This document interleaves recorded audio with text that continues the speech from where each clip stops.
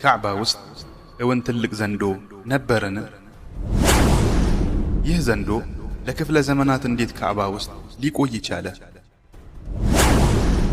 ዘንዶው ካዕባ ውስጥ ለምን ተቀመጠ? በመለኮታዊ ክስተት ወይንስ በአጋጣሚ? ካዕባ ውስጥ ለዘመናት የኖረው ትልቁ ዘንዶ እንዴት በተአምራዊ መንገድ ሊወገድ ቻለ? የዚያን ዘንዶ ጉዳይ የኢስላም ታሪክ መዛግብት በምን አይነት አውድ ቃኝተውታል? ታላቁ ጎርፍ የመካን ከተማ ከመታት በኋላ የካዕባ ግድግዳዎች ሲፈረካከሱ ዘንዶው እንዴት ተረፈ?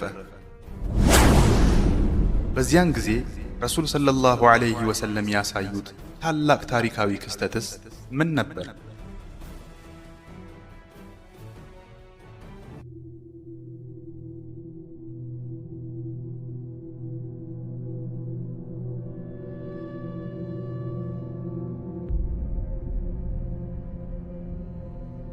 የተከበረው ካዕባ ከነቢዩ ሰለላሁ ዐለይሂ ወሰለም መላክ በፊት ዝም ብሎ የድንጋዮች ስብስብ ወይም አዝርዕት በሌለበት በረሃማ ሸለቆ ውስጥ የቆሙ ግድግዳዎች ብቻ አልነበሩም። ካዕባ በመላ አረቦች ልብ ውስጥ ያለ በሁሉም አቅጣጫ ግርማ ሞገስ የከበበውና በማቴሪያላዊ እይታ ብቻ ሊገለጽ የማይችል በልብ ውስጥም ከፍተኛ ግርማን የሚያሳድር ሕያው አካል ነበር። አረባውያን ልቦቻቸው በሽርክ ተውጠው እንኳ ካዕባ ሲነሳ ለክብሩ ይንቀጠቀጡ ነበር። አንደበቶቻቸው በጣዖታት ስም ቢምሉም ወደ ካዕባ ሲጠቆም ግን ድምፃቸውን ዝቅ ያደርጉ ነበር።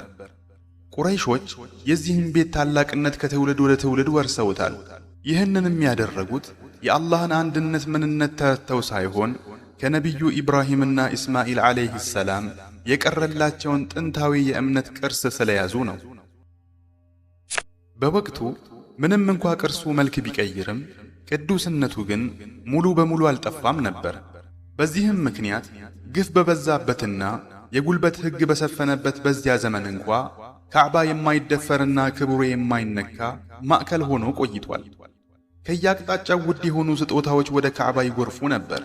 አንድ የንግድ ተጓዥ ከአደጋ ሲተርፍ፣ አንድ ነጋዴ ሲተርፍ፣ ወይም አንድ ሰው ስለት ሲሳል ካለው ሀብት ላይ የተወሰነውን ወደዚያ ቤት ይዞ ይሄድ ነበር።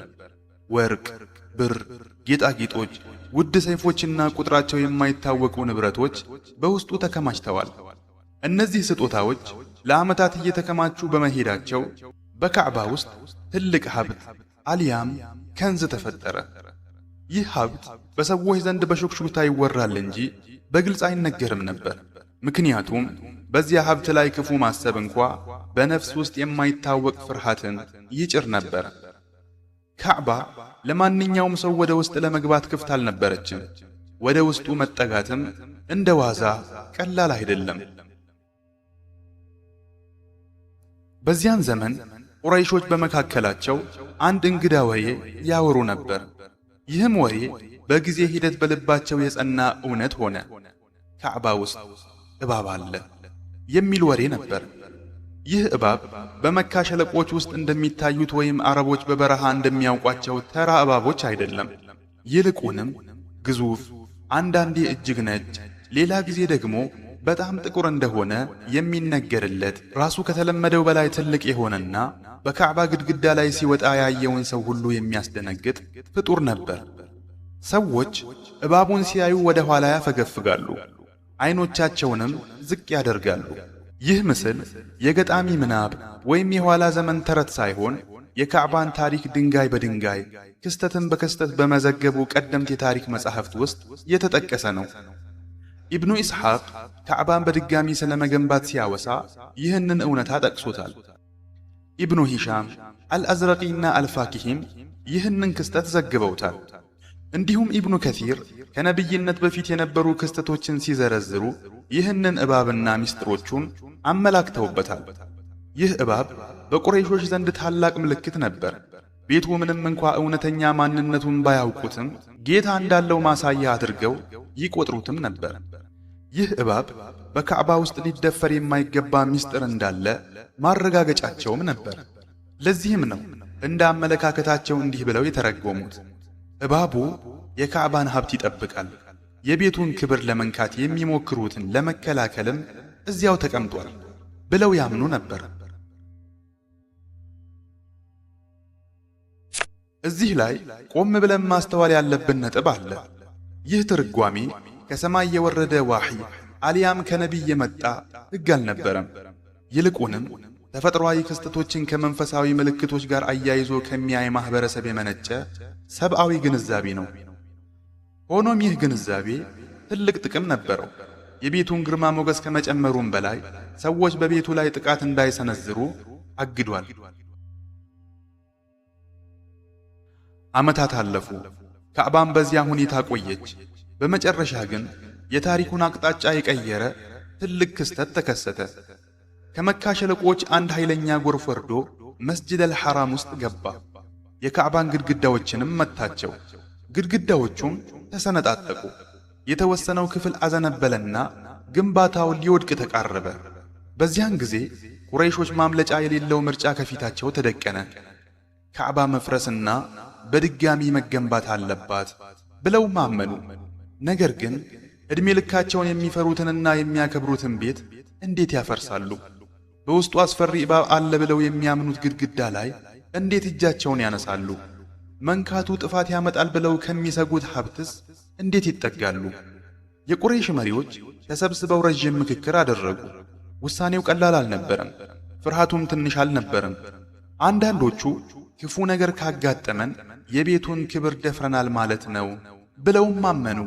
ሌሎች ደግሞ ግንባታው የግድ መጠገን አለበት፣ ቤቱ ከወደቀ በአረቦች ዘንድ ውርደት ይሆንብናልና አሉ።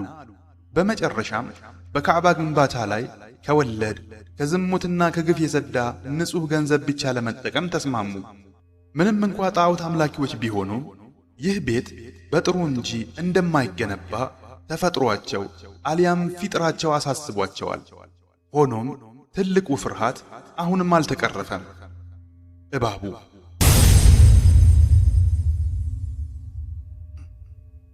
እባቡ አልፎ አልፎ ይወጣ ነበር። ሰዎችም ሲያዩት ድንጋጤያቸው ይጨምራል። ግንባታውን ለመጀመር ሲነሱ ወደ ኋላ ያፈገፍጋሉ። በመጨረሻ ግን ሁሉንም ነገር የቀየረ የቁርጥ ቀን መጣ። እባቡ እንደ ልማዱ በካዕባ ግድግዳ ላይ ወጣ። ሰዎችም በትኩረት እያዩት ሳለ አንድ ትልቅ ወፍ ከሰማይ ተወርውሮ መጣና እባቡን በጥፍሮቹ ጨምድዶ ይዞት በረረ። እባቡም ከዓይን እስኪሰወር ድረስ ይዞት ራቀ። ከባድ ጸጥታም ሰፈነ። ሁኔታው ተራ አልነበረም። ዓይኖች አዩት፣ ልቦችም ተረዱት። በዚያን ጊዜ ይህ ምልክት ነው፣ የቤቱ ጌታ እድሳቱን እንድንጀምር ፈቅዶልናል አሉ። በዚህም የእባቡ መወገድ ትልቁን ስነ ልቦናዊ እንቅፋት አስወገደ። በዚህ ክስተት ላይ ገና ነቢይ ያልሆነ ነገር ግን ከዓመታት በኋላ የነቢያት መደምደሚያ የሚሆን አንድ ታማኝ ወጣት ይገኝ ነበር። እባቡ ከቁረይሾች ዓይን እንደተሰወረ በነፍሶቻቸው ውስጥ ከዚህ በፊት የማያውቁት መረጋጋት ሰፈነ። ይህ መረጋጋት ሙሉ አልነበረም። ይልቁንም በፍርሃትና በተስፋ መሃል ያለ ስሜት ነበር። ከቁረይሽ መሪዎች አንዱ የሆነው ወሊድ ብን ሙጊራ ወደፊት ቀረበና ጌታችን ሆይ እኛ መልካምን እንጂ ሌላ አንፈልግም በማለት መጥረቢያውን አነሳ። ንግግሩ በነቢይነት መንገድ ያለ ዱዓ ባይሆንም ይህ ቤት ሰሚና ተመልካች ጌታ እንዳለው ግን ስውር ዕውቅና መስጠቱ ነበር። የካዕባን ግድግዳ መታው። ድንጋዮቹ ተፈናጠሩ። የግንባታውም የተወሰነ ክፍል ወደቀ። ሰዎችም ወደ ኋላ አፈግፍገው መጠባበቅ ጀመሩ። አንድ ሌሊት አለፈ። ምንም የተፈጠረ ነገር የለም። መብረቅ አልወረደም፣ መሬት አልተዋጠችም፣ ጥፋትም አልመጣም። በዚህ ጊዜ የቤቱ ጌታ ወዷል አሉ። ከዚያም አንዱ ከሌላው እየተከተለ ግንባታውን ማፍረስ ጀመሩ። የማፍረሱ ሂደት በስሜት ረገድ ከባድ ነበር። እያንዳንዱ የሚነሳ ድንጋይ ከትውስታ ማህደር ውስጥ የሚቀደድ ይመስላል። እነዚህ ግድግዳዎች ምንም እንኳ ሽርክ ቢገባባቸውም ለብዙ ምዕተ ዓመታት ለቆየ ታላቅ ክብር ምስክር ነበሩ። ቁረይሾች የኢብራሂምን ዓለይሂ ሰላም መሠረት እስኪረግጡ ድረስ አፈረሱት። ከዚያም እንደ ግመል ሻኛ የሆኑ አረንጓዴ ቀለም ያላቸውና የማይነቃነቁ ጠንካራ ድንጋዮችንም ከስሩ አገኙ። በመጨረሻም በማፍረሱ ሂደት ላይ ሰዎች በሹክሹክታ ያወሩት የነበረው የካዕባ ሀብት ተፈንቅሎ ወጣ። ሀብቱ አንድ ሳጥን ብቻ አልነበረም። ይልቁንም በየዘመኑ የተሰበሰቡ ስጦታዎችና ስለቶች ነበሩ። የታሪክ መጻሕፍት እንደሚጠቅሱት ከነዚህም መካከል 2 የወርቅ ሚዳቆዎች፣ ሰይፎችና ውድ ጌጣጌጦች ይገኙበታል። እዚህ ላይ ሲደርሱ እንደገና ቆሙ። ፍርሃታቸው ከሀብቱ ራሱ ሳይሆን ሀብቱ ከሚወክለው ነገር ነበር። ይህ ገንዘብ በመካከላችን ይከፋፈላል ወይስ ይመለሳል? ወይንስ ባለበት ይተዋል? የሚል ውዥንብርም ከመካከላቸው ተፈጠረ። ከሰፊ ምክክር በኋላ ሀብቱ ለካዕባ ግንባታ ራሱ እንዲውል ተስማሙ። ይህም ገንዘቡ የተሰጠው እንዲከፋፈል ሳይሆን ቤቱን እንዲያገለግል መሆኑን በተፈጥሯቸውም ተረዱ። በዚህም ሀብቱ በእጅ የሚከፋፈል ምርኮ ሳይሆን የግንባታው አካል ሆነ። በመቀጠልም ቁረይሾች ሥራውን በመካከላቸው ተከፋፈሉ። እያንዳንዱ ጎሳ የግንባታውን አንድ አቅጣጫ ወሰደ። በመጨረሻም ድንጋይ የማጓጓዙ ተራ ደረሰ። በዚያን ጊዜ በሰዎች ዘንድ እንደ ንጉሥ ወይም እንደ ትልቅ መሪ ዝና ያልነበረው፣ ነገር ግን በወገኖቹ ዘንድ በአንድ ስም ብቻ የሚታወቅ ወጣት ነበር። እሱም ሙሐመድ ኢብኑ ዓብድላህ ነበሩ። በዚያን ጊዜ የ35 ዓመት ወጣት ነበሩ። ገና ነቢይነት አልተሰጣቸውም ነበር። ነገር ግን በልቦች ውስጥ ታውቀው ነበር። በሳቸው ዘንድ ውሸት፣ ክህደት ወይንም ብልግና ታይቶ አይታወቅም። ቁረይሾች በነገር ሁሉ ሲጣሉ ታማኙን አሊያም አሚኑን ጥሩልን ይሉ ነበር። ረሱል ሰለላሁ ዐለይሂ ወሰለም እንደ ማንኛውም ሰው ድንጋይ በመሸከሙ ሥራ ያን ቀን ተሳትፈው ነበር። ድንጋዩ ትከሻቸውን እንዳያቆስል ሽርጣቸውን በትከሻቸው ላይ ያደርጉትም ነበር። አንድ ጊዜም አጎታቸው አባስ ድንጋዩን ስትሸከም ሽርጥህን ከፍ አድርግ አሏቸው። ልክ መልእክተኛው ሰለላሁ ዐለይሂ ወሰለም ትከሻቸውን ሲገልጡ በስፍራው የነበሩ ሰዎች ሁሉ ራሳቸውን ስተው ወደቁ። ይህም አላህ ገና ከነቢይነት በፊትም እንኳ እንዴት መልእክተኛውን ሰለላሁ ዐለይሂ ወሰለም እንደሚጠብቃቸውና እንክብካቤ እንደሚያደርግላቸው ከሚያሳዩ ምልክቶች አንዱ ነበር። ግንባታው ከፍ እያለ ሄደና በመጨረሻም ሀጀረል አስወድ አሊያም ጥቁሩ ድንጋይ የሚቀመጥበት ቦታ ላይ ደረሱ። እዚህ ላይ ሲደርሱ ሁሉም ነገር ቆመ። ይህ ድንጋይ እንደ ማንኛውም ድንጋይ አይደለም። አረቦች እውነተኛ ማንነቱን ባያውቁትም ክብሩን ግን ያውቃሉ። በዚህም ምክንያት እያንዳንዱ ጎሳ እሱን የማስቀመጥ ክብር ለኛ ይገባናል ብሎ ቀረበ። ክርክሩን በረታ። እንዲያውም ክርክሩ ብሶ ወደ ጦርነት ሊያመራ ትንሽ ቀረው። ሁኔታው እየከፋ በመምጣቱ ቀጠሮ ለማግስት ተይዞ ነገዶቹ ከስፍራው ተበታተኑ። አይነጋ የለምና ያን ቀን አልፎ ማግስቱ ነጋ። በዚያ ውጥረት በነገሰበት የመካ ንጋት የካዕባ ግንባታ ተጠናቆ ጥቁሩ ድንጋይ አሊያም ሀጀረል አስወድ የሚቀመጥበት ስፍራ ብቻ ቀርቶ ነበር። ሆኖም የሰላምና የእርጋታ ማዕከል መሆን የነበረበት ያ ቅዱስ ስፍራ በድንገት በጭቅጭቅና በሁከት ድምፅ ዳግም ይናወጥ ጀመር። የቁረይሽ ጎሳዎች ሁሉ በካዕባው ማዕዘን አሊያም ሩክን ስር ተፋጠዋል።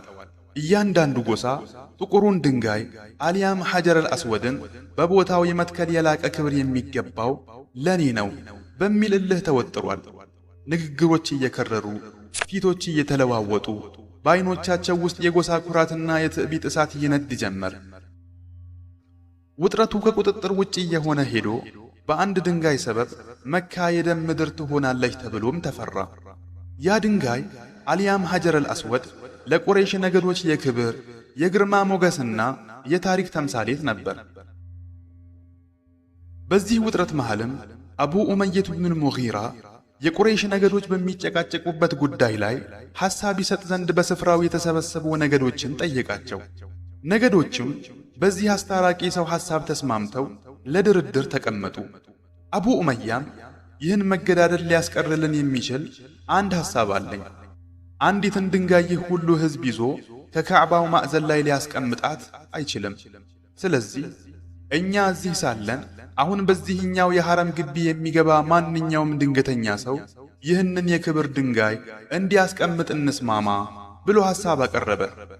እነሱም በሐሳቡ ተስማሙ። ይህን ጊዜ የታላላቅ ጎሳዎች እልቂትን ያስቀረ አንድ ታላቅ ስብዕና ከበሩ ብቅ አለ።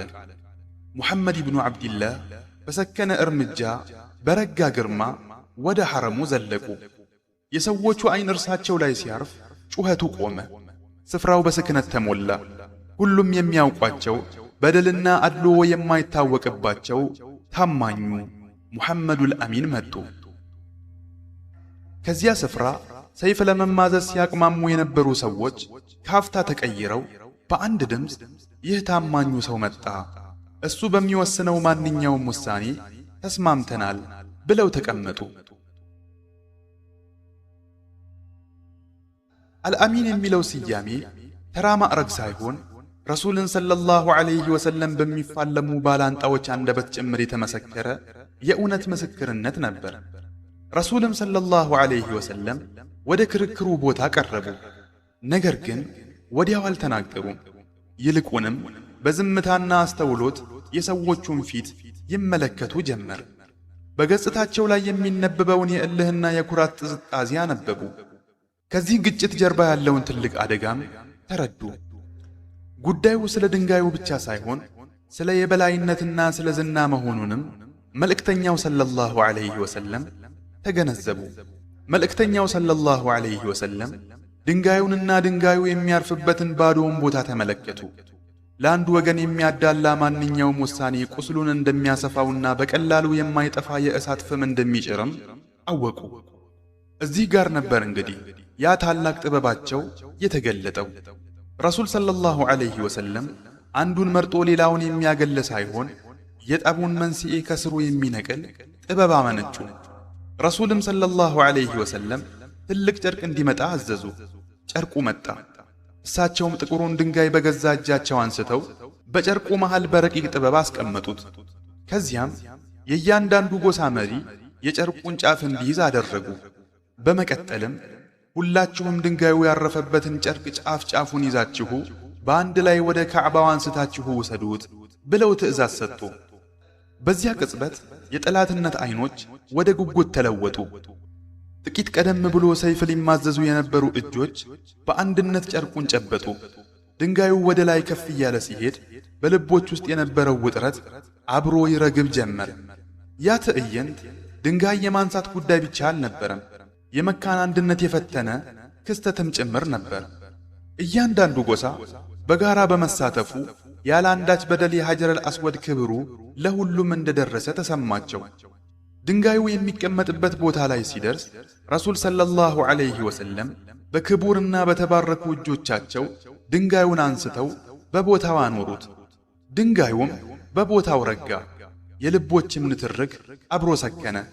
ያቺ ቅጽበት የፈተናን በር የዘጋች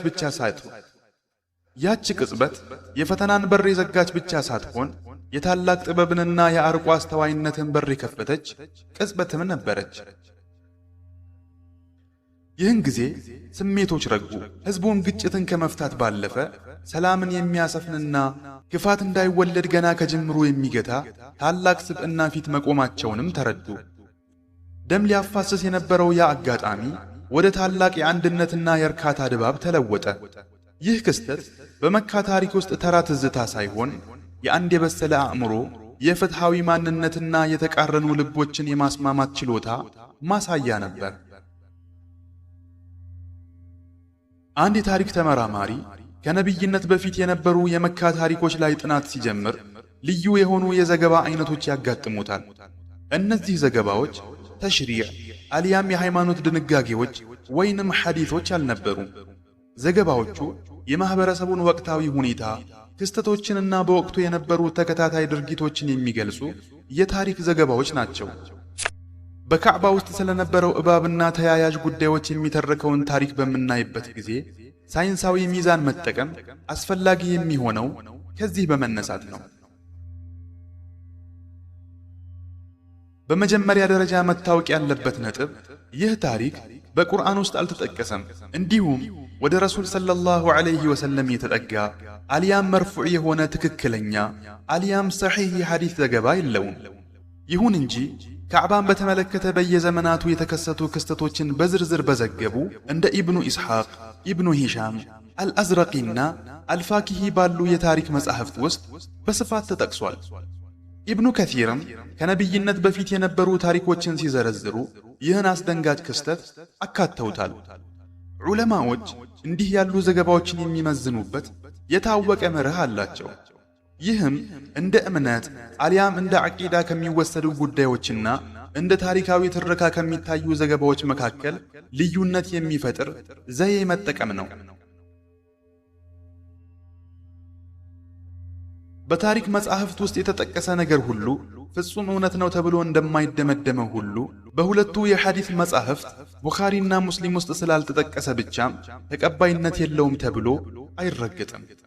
ይልቁንም ነገሩ ሊከሰት የሚችል መሆኑ ከአውዱ ጋር ያለው ተያያዥነትና ከጸኑ የሸሪዓ መሰረቶች ጋር የማይጋጭ መሆኑ ይታያል። የእባቡ ታሪክ ከመሰረቱ ሲታይ ሃይማኖታዊ ክልከላን የሚጥስ አዲስ ሕግ የሚያወጣ ወይም ከአላህ ውጭ ላለ አካል መለኮታዊ ተግባርን የሚሰጥ አይደለም። ይህ ታሪክ በአንድ ዝግ ቦታ ውስጥ ስለነበረ እንስሳ በወቅቱ በነበራቸው አስተሳሰብ ለክስተቱ የሰጡትን ትርጓሜ የሚገልጽ ነው። እንዲህ ያሉ ጉዳዮች ደግሞ እንደ እምነት ጽኑ መርህ ሳይወሰዱ እንደ ታሪካዊ ዘገባ ተቀባይነት አላቸው። ሀብቱን አሊያም ከንዙን ይጠብቃል የሚለው ጉዳይ ደግሞ ፍጹም ሰብአዊ ትርጓሜ ነው። በርግጥ አላህ እባብን ካዕባን እንዲጠብቅ በሃይማኖታዊ መልኩ ወክሎታል ያለ አንድም ዑለማ የለም። በዚህ ላይ የቀረበ ማስረጃም የለም። የመካ ሰዎች እባቡ መኖሩ ሰዎች ወደ ሀብቱ እንዳይጠጉ ያደርጋል ብለው ስላመኑ ያ ያደረባቸው ፍርሃት ቤቱን የመጠበቂያ ምክንያት ሆነ እንጂ እባቡ ራሱ ጠባቂ ሆኖ አይደለም። እዚህ ላይ በኢስላም ስነ ታሪክ ውስጥ የታሪካዊ ንባብ ጥንቃቄና ጥበብ ፍንትው ብሎ ይታያል። ታሪክ የተከሰተውን ነገር ብቻ አይዘግብም። ይልቁንም በወቅቱ የነበሩ ሰዎች ክስተቱን እንዴት እንደተረዱትም ጭምር ያብራራል። ቁረይሾች ለካዕባ ካላቸው ጥልቅ ክብርና ከጃሂልያ አስተሳሰቦች ጋር ተዳምሮ በተፈጥሯዊ ክስተቱና በቤቱ ቅዱስነት መካከል ትስስር ፈጠሩ። ይህ ትስስር ደግሞ ካዕባን ለማፍረስ ሲነሱ ለምን እንደተጠራጠሩና ለምን እንደፈሩ ለመረዳት ቁልፍ መረጃ ነው። በተመሳሳይ መልኩ ወፉ እባቡን ነጥቆ የመውሰዱ ክስተት እንደ ወፉ አይነትና ገለጻ ዘገባዎች ቢለያዩም የቀረበው እንደ ነቢያዊ ተአምር ወይም እንደ ሃይማኖታዊ ድንጋጌ ሳይሆን ሰዎች አይተውት በወሰኑት ውሳኔ ላይ ለውጥ እንዳመጣ ታላቅ ክስተት ነው። የታሪክ ጸሐፊውም ከዚህ ባለፈ በምስጢራዊ አሊያም ገይባዊ ጉዳይ ላይ ሳይፈርድ ክስተቱን በመመዝገብ ብቻ ይወሰናል። የሚገርመው ነጥብ ወቅቱ የአፈ ታሪክ እንደመሆኑ መጠን የታሪክ መጻሕፍት ስለ እባቡ ብዙ የፈጠራ ዝርዝሮችንና የተጋነኑ ባህሪያትን አለማውሳታቸው ነው።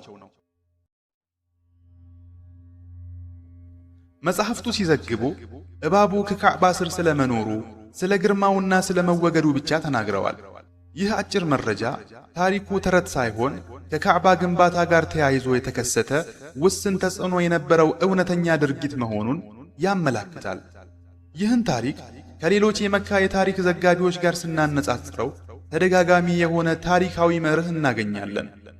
ይህም ካዕባ ከእስልምና በፊትም በጥበቃና በግርማ ሞገስ የተከበበ መሆኑን ያሳየናል። ሰዎች ቤቱን ለመተናኮል የማይደፍሩት በቤቱ ጉልበት ሳይሆን ሊተረጉሙት በማይችሉት ፍርሃት ምክንያት ነበር። ይህ ትርጉም በተለያዩ ቦታዎች መደጋገሙ የታሪኩን አጠቃላይ ማዕቀፍ ያጠናክረዋል። ማንኛውም ሰው ይህን ታሪክ ለተረት መዳረሻ ወይም ታሪኩን የዘገቡ መጻሕፍትን ለመተቸት ሊጠቀምበት አይገባም። እንዲሁም እንደ ፍጹም ሃይማኖታዊ ብይን አድርጎም ሊሰቅለው አይገባም። ይህ ታሪክ በትክክለኛ ቦታው ሊቀመጥ ይገባል። ይህም በወቅቱ የነበረውን የማህበረሰቡን ሁኔታ የሚገልጽ የሃይማኖታዊ ንቃተ ህሊናቸውን ተፈጥሮ የሚያሳይና ቀጥሎ ለሚመጣው ታሪክ ግንዛቤ የሚሰጥ የታሪክ ዘገባ መሆኑ ነው።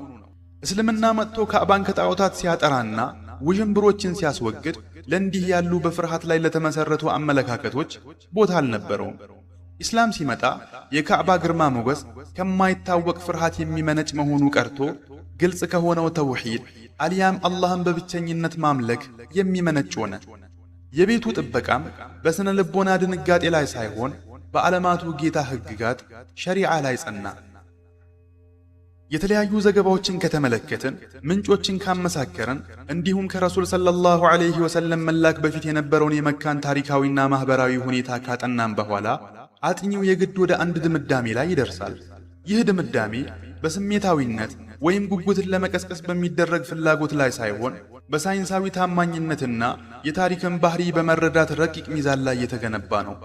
በካዕባ ውስጥ ስለነበረው እባብ የሚወራው ታሪክ አንድ ሙስሊም ዝርዝር ጉዳዮቹን በሙሉ እንዲያምንባቸው ከሚጠየቅባቸው የእምነት መሰረቶች አልያም ዓቂዳ፣ የሩቅ ሚስጥራት አልያም ገይብ ጉዳይ አይደለም።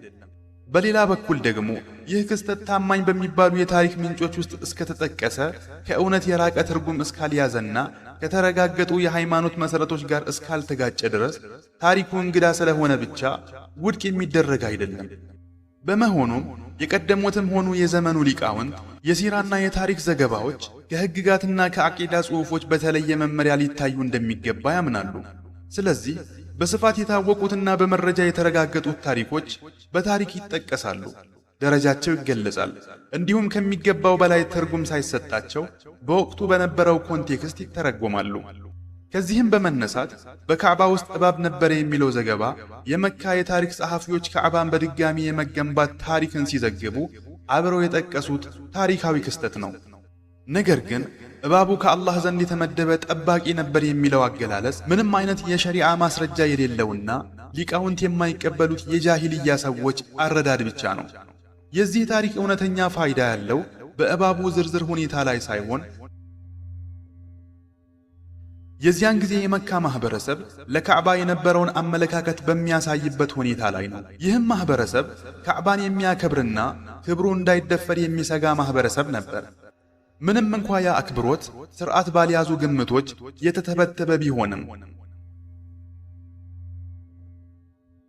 እስልምና ሲመጣ ያን ለካዕባ የነበረውን አክብሮት አላፈረሰውም፣ ይልቁንም አስተካከለው እንጂ ያን የነበረውን ግርማም አላጠፋውም፣ ይልቁንም ከሽርክ አጠራው እንጂ። እንዲሁም ታሪኩ እንደሚያሳየው ካዕባ በጃሂልያ ዘመንም ቢሆን የከንቱ ጨዋታ ቦታ አልነበረም። አላህ ቤቱን በተለያዩ መንገዶች ጠብቋል። ከነዚህም ውስጥ አንዳንዶቹ ግልጽ የሆኑ ሲሆኑ፣ ሌሎቹ ደግሞ በሰዎች ልብ ውስጥ በነበረው ፍርሃትና ግርማ አማካይነት የነበሩ ናቸው። እስልምና ሲመጣ ግን ይህ ጥበቃ ሚስጥራዊ በሆነ ፍርሃት ላይ ሳይሆን ግልጽ በሆነ ተውሂድ አልያም አንድ አምላክን በማምለክ ላይ የተመሰረተ እንዲሆን አደረገው። ይህንን ታሪክ በትምህርታዊ መድረክ በሚዲያ ወይም በምስል በሚታዩ ስራዎች ላይ ስናቀርብ የታሪክ አማና የሚከተሉትን ነጥቦች እንድንጠብቅ ያዘናል። አንደኛ፣ በቁርአንና በሐዲስ ያልተረጋገጠን ነገር እርግጠኛ ሆኖ አለመናገር። ታሪካዊ ዘገባን እንደማይጠረጠር የእምነት ክፍል አድርጎ አለማቅረብ። ሁለተኛ፣ የጃሂልያ ዘመን ሰዎችን አመለካከት ሙሉ በሙሉ አለማንቋሸሽ፣ ይልቁንም በወቅቱ በነበረው የዘመንና የሐሳብ አውድ ውስጥ ለመረዳት መሞከር።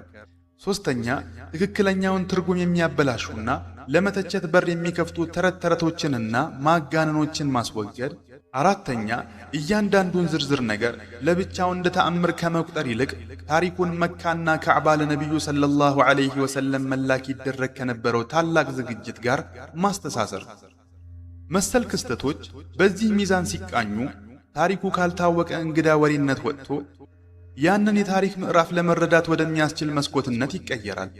ሰዎች በፍርሃት ከተቀላቀለ አክብሮት በተውሂድ ላይ ወደ ተገነባው እውነተኛ አክብሮት እንዴት እንደተሸጋገሩም ፍንትው አድርጎ ያሳያል።